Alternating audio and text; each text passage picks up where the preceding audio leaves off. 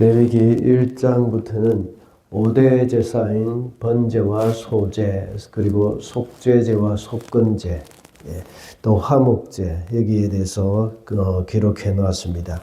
그리고 6장 8절부터는 앞서 말한 5대 제사에 대한 보충 설명을 하고 있습니다. 6장 8절부터 23절까지는 번제와 소제를 드리는 데 있어서 보충적인 설명을 한 것을 살펴봤습니다. 그리고 우리는 어제 6장 24절부터 7장 10절까지 속죄제와 속건제의 보충 설명을 보았습니다. 속죄제나 속건제는 둘 다 우리의 죄를 대속하는 제사라고 했습니다. 이것은 바로 그리스도의 대속 사건에 대한 상징적인 의미가 있다고 했습니다. 그리스도의 대속의 가치를 아는 사람은 교회 공동체의 거룩을 지켜야 하고 하나님께 가장 소중한 것을 드린다고 했습니다. 그리고 대속의 가치를 아는 사람은 진정한 회개가 있다고 했습니다. 오늘 우리가 읽은 본문에서는 화목제에 대한 보충 규례를 말씀하고 있습니다.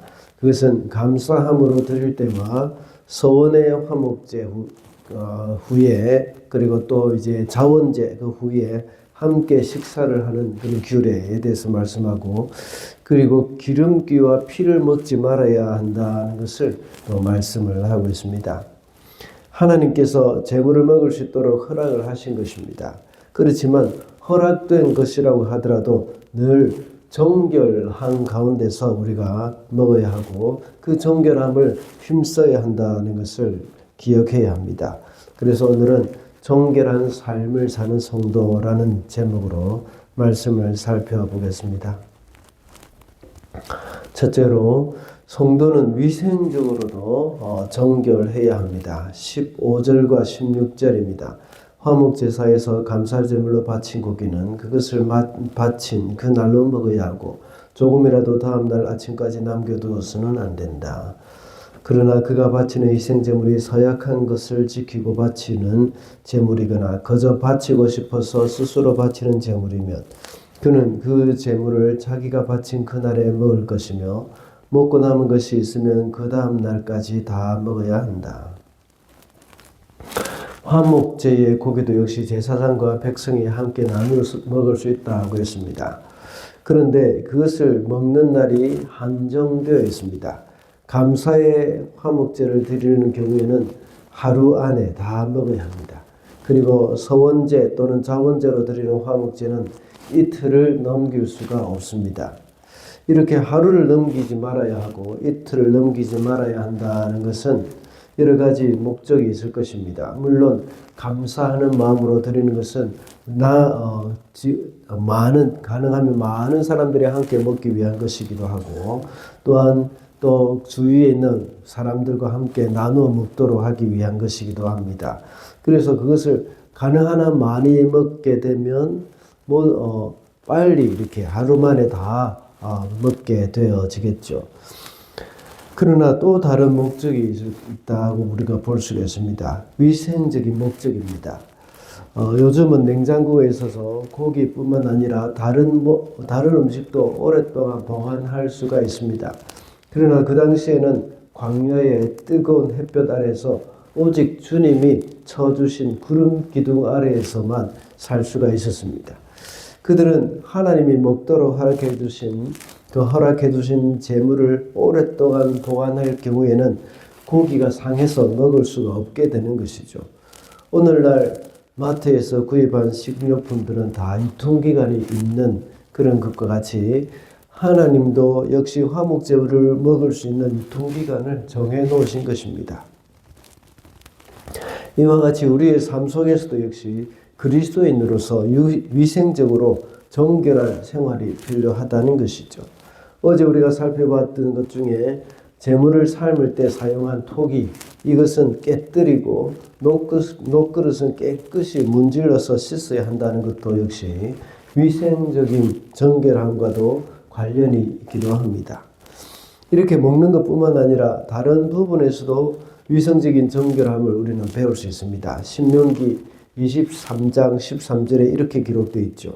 용변을 볼 때는 그것으로 땅을 파고 돌아설 때는 배설물을 덮으십시오 하고 말씀하고 있습니다. 하나님은 이렇게 배설물 처리에 대한 말씀까지 해주시는 겁니다. 이 배설물은 진 안에 아니라 진 밖에서 땅을 파고 용변을 보게 하고 그것을 묻으라고 말씀합니다. 하나님은 이스라엘 백성들의 진을 깨끗이 유지하라고 말씀하고 있습니다. 하나님은 당신의 백성들에게 이렇게까지 세심하게 알려두신다는 것을 우리가 볼 수가 있는 것이죠. 이런 것을 볼 때 우리는 하나님의 말씀을 더 신뢰할 수 있습니다. 하나님은 그저 인간의 위생보다는 제의적이고 종교적인 부분만 강조하시는 분이 아니라 우리의 위생적인 정결함과 육체적인 건강을 위해서도 말씀을 하고 계심을 알 수가 있습니다. 복음서에 보면 귀신들의 특징은 항상 더럽다는 것을 알 수가 있습니다. 더러운 귀신이라는 말을 하는데 이 말은 영적인 부분뿐만 아니라 위생적인 의미도 있다는 것을 알아야 합니다. 그러므로 우리 성도들은 늘 육체적이고 위생적인 정결함에도 마음을 써야 한다는 것이죠. 둘째로 성도는 영적으로도 정결해야 합니다. 21절 말씀입니다. 그리고 어떤 사람이 모든 불결한 것, 곧 불결한 사람이나 불결한 짐승이나 어떤 불결한 물건에 닿고 나서 저에게 화목제사로 바친 제물의 고기를 먹으면 백성에게서 끊어지게 하여야 한다. 이번에는 위생적인 불결함이 아니라 제의적인 불결함을 나타내고 있습니다. 그 내용이 19절부터 21절까지 잘 기록되어 있습니다. 이것은 위생적인 것뿐만 아니라 하나님이 불결하다고 규정한 것, 거기에 닿았을 경우를 말합니다. 물론 그 중에 위생적이지 못한 것에 닿았을 경우에는 정결하지 못한 부분이라고 말씀하시는 부분도 있습니다. 그러나 불결한 것을 만진 사람이 제물을 먹으면 불결한 것을 만졌거나 닿은 사람이 제물을 먹으면 불결해진다는 말씀을 하고 있습니다. 이런 것은 모두가 제의적인 부분이고 영적으로도 불결하다는 것을 말씀하는 겁니다. 신약시대에 와서는 불결한 것과 정결한 것에 대한 구별이 없어졌습니다. 그렇다고 해서 우리가 분별 없이 아무렇게나 해서는 안 되는 것이죠. 성도가 살아가면서 영혼의 정결함에 영향을 주는 것들이 있습니다. 이런 것들을 우리는 조심해야 합니다. 오늘날 불결한 것을 만지거나 닿는 것보다 더 큰 영향력을 받는 것이 참 많이 있죠. 하나님이 기뻐하시지 않는 것을 보거나 듣는 것입니다. 보고 듣는 것은 우리의 영혼에 많은 영향을 끼칩니다. 우리 영혼의 정결함을 위해서는 죄악된 것을 우리는 보지도 말고 듣지도 말아야 합니다. 오늘날 많은 젊은이들은 이 공포 영화 이런 것들을 참 많이 보죠. 이런 것이 우리에게 전혀 영향력을 끼치지 않는다고 생각하지만 여기서 아주 큰 영향을 우리에게 주고 있습니다. 심지어 그 배우들도 역시 그 촬영을 하고 나면 엄청난 영향을 받는 것이죠. 또한 음란함은 우리의 영혼에 아주 막대한 영향을 끼칩니다. 오늘날 세상이 이렇게 음란해져 가는 것은 미디어의 영향이 굉장히 크다고도 볼 수 있습니다. 그리고 잠언 23장에서는 술에 대한 말씀이 나오는데 술을 보지도 말라고 말을 하고 있습니다. 술을 보는 것은 술의 맛을 전혀 모르는 사람에게는 전혀 영향이 없을 수도 있습니다. 그러나 알코올 중독자들이나 이런 사람들에게는 엄청난 영향력을 행사합니다. 또한 데살로니가전서 5장 22절에는 악은 그 어떤 모양이라도 버려라고 했습니다. 성도는 악을 흉내조차 내서는 안 된다는 것입니다. 이 모든 것은 우리가 영적으로 정결하기 위한 것임을 명심해야 하겠습니다. 마지막으로 성도는 하나님께 구별해 드림으로 정결해야 합니다. 26절과 27절입니다. 그뿐만 아니라 너희가 어느 곳에 살든지 새에 피든지 짐승에 피든지 어떤 피든지 먹어서는 안 된다. 어떤 피든지 피를 먹는 사람이 있으면 백성에게서 끊어지게 하여야 한다. 22절부터 27절의 내용은 피와 기름은 하나님께 드려야 한다는 것을 말하면서 그것을 백성들이 먹어서는 안 된다는 말씀을 하고 있습니다.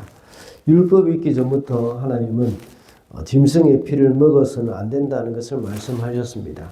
창세기 9장 3절 4절에 보면 노아 홍수 이후로 하나님이 이 사람이 짐승을 먹을 수 있도록 허락을 하셨습니다. 그렇지만 피채로 먹지 말라고 하셨습니다. 피는 생명이고 하나님께 속한 것이기 때문입니다. 그리고 오늘 본문에서는 피뿐만 아니라 짐승의 기름도 역시 먹어서는 안 된다고 하셨습니다. 이 모든 것은 하나님께 드려야 한다고 했습니다. 하나님께서는 우리에게 모든 것을 허락해 주셨습니다. 그렇지만 그것이 하나님의 것임을 잊어서는 안 되는 것이죠. 일주일에 7일을 우리에게 주시면서 그 중에 하루는 거룩하게 보내라고 했습니다. 하나님께 예배하면서 하나님께 구별해 드려라는 것이죠. 그리고 하나님께서는 우리에게 재물도 주셨습니다. 그것을 우리가 다 쓸 수 있습니다. 그러나 그 중에 그 재물 중에 10분의 1은 하나님께 구별해서 드려라고 했습니다. 모든 것이 하나님의 것이라는 고백입니다. 제사의식에서 하나님께 피와 기름을 드려라고 했다면 우리의 생활에서 안식일과 11조를 하나님께 구별해서 드려야 하는 것임을 우리는 잊어서는 안 되겠습니다. 이것이 우리가 정결하게 사는 또 다른 방법이라는 것입니다. 그러므로 성도는 하나님께 구별해서 드림으로 정결해야 한다는 것입니다. 말씀을 맺겠습니다. 오늘은 정결한 삶을 사는 성도라는 제목으로 말씀을 살펴봤습니다. 정결한 삶을 사는 성도는 위생적으로도 정결해야 하고 영적으로도 정결해야 한다고 했습니다. 그리고 하나님의 것을 구별해서 드림으로 정결해야 한다고 했습니다. 오늘도 거룩하신 하나님 앞에서 정결한 삶을 사는 저와 여러분이 되시기를 바랍니다.